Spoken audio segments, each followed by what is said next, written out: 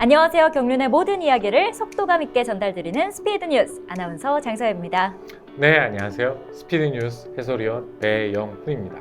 요즘 날씨가 정말 무덥잖아요, 위원님. 네, 그런데 이 한여름의 열기를 위협하는 뜨거운 존재가 있죠. 네, 그렇죠. 바로 이제 스포츠 동합의 대상 경륜이죠. 맞습니다. 다가오는 8월 2일부터 4일까지 사흘간 펼쳐지는 제14회 스포츠 동합의 대상 경륜입니다. 작년에는 임채빈 선수가 우승을 차지했었는데 과연 네. 올해는 누가 우승 트로피에 입맞춤을 할지 정말 궁금한데요. 사실 어느 정도 예측이 가능한 이름들이 언급될 것 같지만 그래도 항상 변수는 있으니까 같이 이야기를 나눠볼까요? 좋습니다. 이 예측 불가능한 변수의 등장이야말로 경주의 매력이겠죠. 제14회 스포츠 동합의 대상 경륜 예측 지금부터 시작하겠습니다. 먼저 작년에 열린 제13회 스포츠 동합의 대상 경륜 이야기부터 해볼까 하는데요. 작년에는 임채빈 선수가 우승을 했고요. 보니까 시작부터 선행을 쭉 끌고 가면서 끝까지 결승선을 통과하던 모습이 저는 좀 기억에 남더라고요. 올해 열린 대상 경륜의 우승자들이 어떻게 되죠? 올해는 2월달 이제 스포츠 서울배에 임채빈 선수가 우승을 했고요. 네. 그다음에 4월에 열린 스포츠 조선배 대상 경륜에서는 정종진 선수가 임채빈 선수를 꺾고 우승을 했습니다. 그리고 6월도 있죠. 네, 이제 이사장배 왕주왕전이었죠. 이 경기에서 역시 임채빈 선수가 우승을 했습니다. 이렇게 듣다 보니까요, 위원님.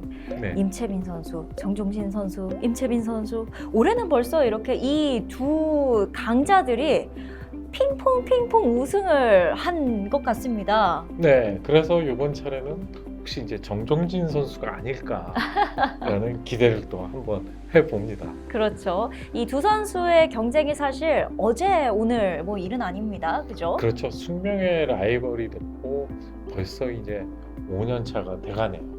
맞습니다.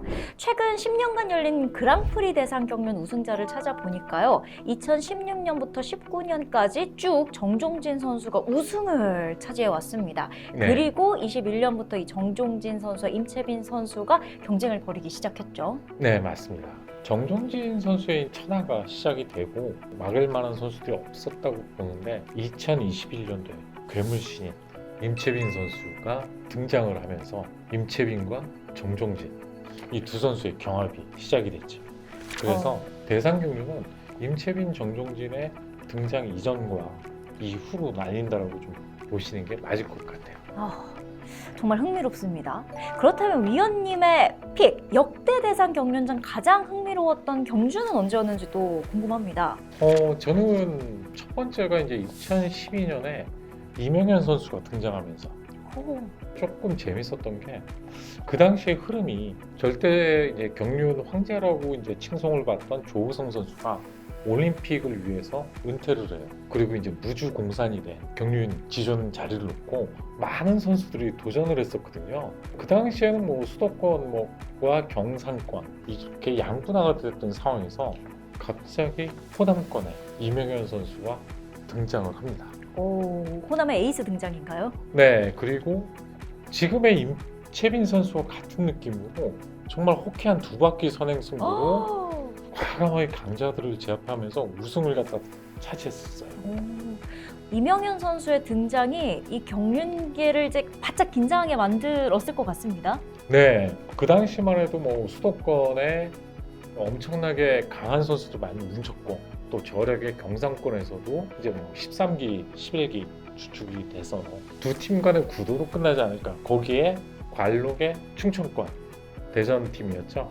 그 당시에 뭐 김연경 선수, 뭐 홍석환 선수, 장보규 선수까지 쟁쟁한 선수들이 있어서 어떻게 보면 뭐 충청권이 대권을 잡지 않을까 이렇게 3파전이었거든요. 그러면 호남, 충청, 수도권. 수도권 이렇게 네. 3파전이 네. 구도가 완성됐군요. 네, 근데 갑자기 이명현 선수가 16기 이제 데뷔를 하면서 갑자기 센세이션한 느낌을 줬어요.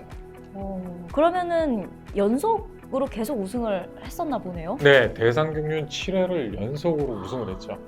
우와, 정말 엄청난 대기록입니다.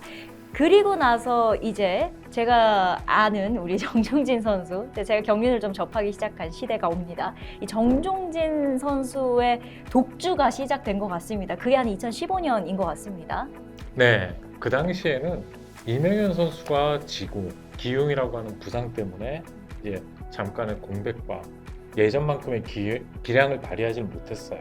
근데 그 당시에 이제 차원권이 완전히 득세를 했었거든요. 네.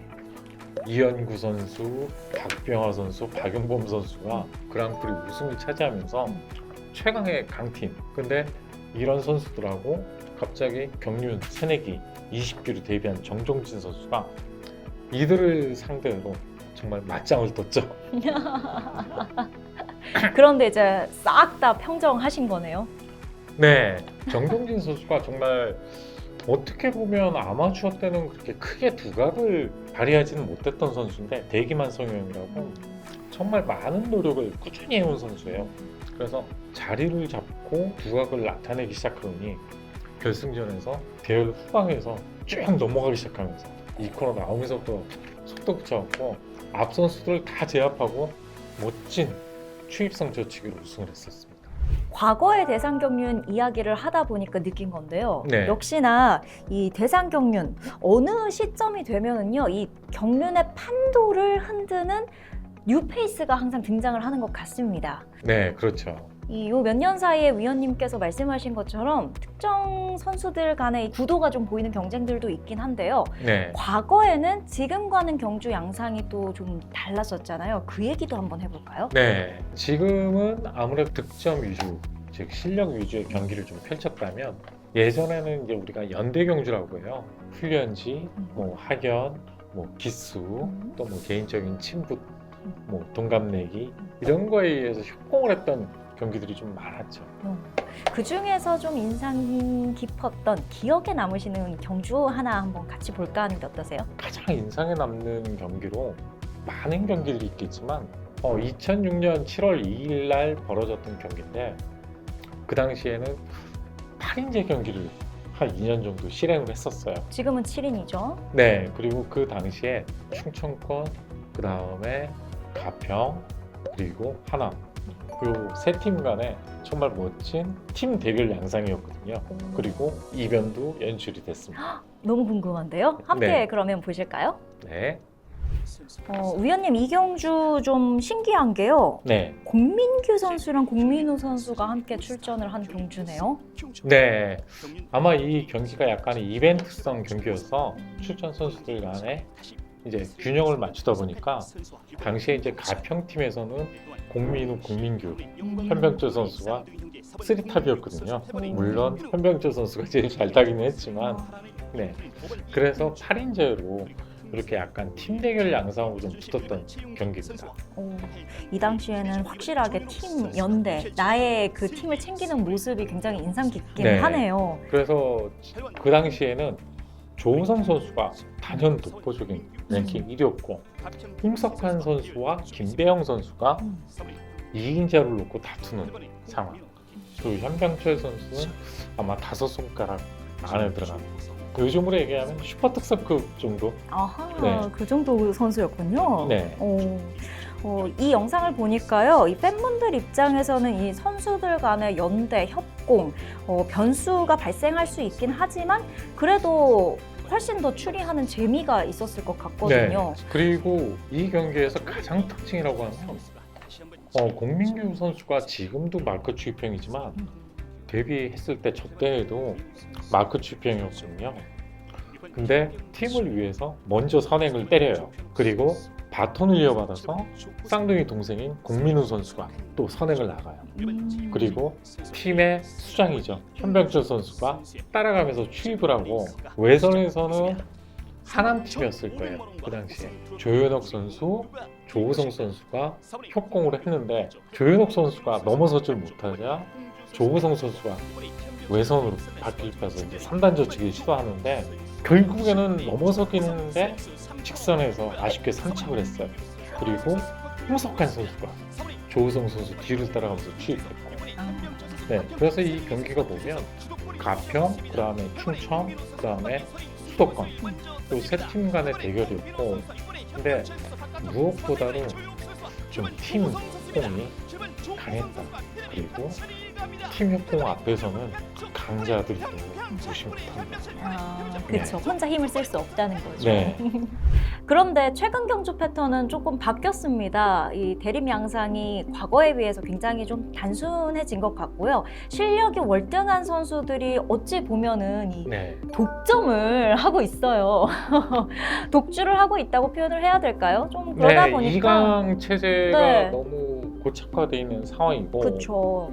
그 다음에 조금 아쉬운 부분은 좀 강자들이 자신의 팀 선수들하고 이렇게 같이 타면 좀 이렇게 협공을 하면서 정면 대결을 하는 좀 예전 같은 그런 모습을 기대하시는 팬분들도 많을 텐데 좀 두 선수가 둘만의 게임을 하는 것 같아요. 요번엔 내가 이기냐 내가 지냐 그러다 보니까 팀 협공에 대한 이런 것도 없고 두 선수 중심으로 붙어 타다 보니까 조금은 좀 싱겁지 않나 라는 생각도 하고 또 예전의 향수를 이렇게 좀 느끼시는 분들이 조금 그러신 것 같아요. 아무래도 이 양강 구도가 확실하다 보니까요. 네. 어찌 보면은 추리가 쉬울 것 같기도 한데 쉽기 때문에 재미나 박진감은 좀 떨어지는 것 같습니다. 대신 금요일부터 일요일 경주 중에 경주 체제가 또 바뀌었기 때문에 네. 일요일 결승 경주에 대한 기대도 조금 커진 것은 있는 것 같습니다. 작년까지만 해도 임채빈, 정종진이 맞붙는 경기는 1년에 2차례밖에 없었어요. 네. 그러니까 그 외에는 대상 경주에 나눠서 나왔거든요. 근데 올해부터는 바뀐 게 성적 순위 됐죠? 네. 그러다 보니까 슈퍼 특성급 5명이 뭐 부상이나 어떤 제재만 없다면 대상 경주에 다 같이 나와요. 정말 피 터지는 싸움이 되는 거죠. 그러다 보니까 임채빈 선수랑 정종진 선수가 맞붙는 경주를 최대 8번까지 볼 수 있게 됐더라고요. 그렇죠. 아무래도 양쪽에 떠 있는 두 태양, 임채빈, 정종진 선수의 만남이 어떻게 보면 장단점이 다 있을 것 같아요. 강자들의 싸움이니까 좀 두 선수의 이기고 지는, 물론 상대 전적은 임채빈 선수가 좀 압도적이긴 하지만 한 번씩 이렇게 지거든요. 그러다 보니까 이런 것들이 좀 흥미로우고, 그리고 언젠가 이 두 선수가 좀 자신의 팀과 협경을 하면서 정면 대결을 펼칠 수 있지 않나라는 기대감도 좀 갖게 되죠. 맞습니다. 과연 이번 대상 경륜에서는 누가 우승을 차지할지 또 좀 지켜봐야 될 것 같습니다. 그 극강의 라이벌 임채빈, 정종진 선수 이번 제14회 스포츠 동아배 대상 경륜에서도 여러분 만납니다. 지켜봐 주시길 바라고요. 역대 스포츠 동아배 대상 경륜 우승자들을 보면 정종진 선수의 이름이 좀 많이 보이긴 합니다. 이번 경주에 대한 예측 마지막으로 한마디 부탁드리겠습니다. 아무래도 아직까지는 2강 구동인 것 같고요. 전원규, 신은섭, 양승원 선수는 아직은 이 둘에 비해서는 조금 못 미친다. 근데 다만 정종진 선수의 페이스가 좀 많이 올라오고 있어서 그날 당일의 컨디션에 따라서는 이번에는 정종진 선수가 조금은 또 한번 기대해 볼 수 있지 않을까 이런 생각이 좀 듭니다. 재미를 더하기 위해서 그러면 위원님께서는 정종진 선수의 우승을 한번 조심스럽게 예측을 해보시고, 네, 그러면 저는 임채빈 선수의 우승을 예측을 해보도록 하겠습니다. 네, 제가 조금 불리한 것 같지만 확률상 그래도 정종진 선수를 한 번 더 응원해 보겠습니다. 저는 그럼 이번엔 임채빈 선수를 응원해 보도록 하겠습니다. 자, 하늘 아래 두 개의 태양 중 과연 이번에는 어느 쪽이 더욱 빛날지, 아니면 예상치 못했던 새로운 태양이 떠오를지 기대가 됩니다. 제14회 스포츠 동아배 대상 경륜 경주가 끝나면요, 여러분 올해도 절반가량이 흘러가 있을 텐데요. 벌써가 아니라 아직 절반이나 남았다는 마음가짐으로 남은 시간들 잘 활용하셔서 올해 계획하셨던 일들 모두 다 이루시기 바랍니다. 그럼 오늘 스피드 뉴스 여기까지 진행하겠습니다. 시청해주신 여러분 고맙습니다. 네, 고맙습니다.